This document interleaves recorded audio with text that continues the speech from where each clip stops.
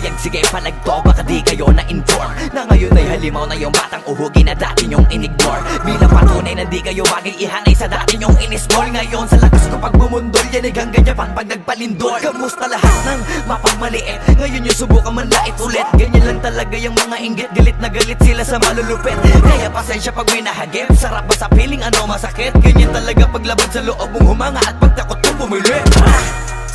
Puta diba napakasakla, ginigiit na wala kong talento pero isa ka sa napalakpak. Sige-sigilan nakakaputak, sa pandinig mo ay isalpak. At na mahina laman na awitin hanggang sa ang utak mo'y mabakbak. Ano masarap ba? Nakakatawa lang lahat mga talangka. Pare-pareho ng kinahiligan pero ba't naghihilahan pababa? Dahil ba di matanggap na kinayo ko na lahat ng hindi nyo magawa? Parang hinamak nyo lang mga karagatan na ang gamit lang ay bangka. Hibang ka na yata. Lahat na may maling tono, makakababa na sa trono.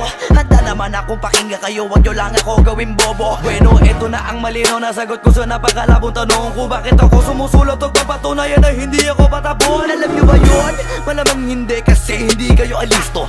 Sa sobrang bulag nyo sa katotohanan, lahat kayo ay pinanisko.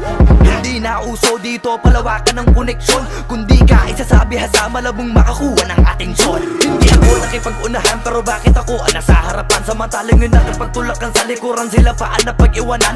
Ako ba ang dapat na alisin? O baka di pa di napansin? Kung totoosin ay mas malagin mo o galing palagi nagmamagaling. Lokohin nyo lelang nyo, wala na kayong mauulol pa. Sa panahon na to sa listahan na mahusay ako ay nakaburda. Lahat pahiya, walang hiya na ngayon yung matagal nyo nang kinutya. Paano ba yung panahon ko naman dahil yung panahon nyo ay tapos na? Shout out to my boy Flo G. I'm gonna kill this shit right now. Yeah. Pen.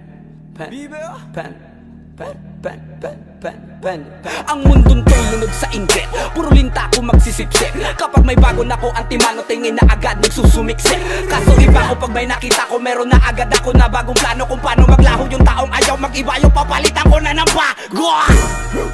Kakatapos ko lang maturukan, ayoko na makipag-ululan. Gusto ko na kasi yung may kabuluhan. At bukod pa dyan, ayoko na rin makipag-usap kung walang katuturan. Dahil lahat ng bagay na di makakatulong, tagal ko nang tinuldukan. Dapat kilala mo na pangalan ko, teka puta pare ba't ang yabang mo? Dapat puta matigas pangarang mo, lalambot ka sa bigat ng barang ko. Alam mo bang malupit ang banat to?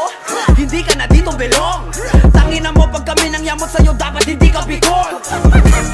Paano mo nasabi na hindi ko kaya makipagsabayan sa mga ganitong pataya? Kaya kung tapakan na pangalan mo, putangin na mo ngayon sino sa ating magaling. Isang bahing para sa mga praneng. Hanggat wala akong nakikitang duguan, wala akong sasantuhin.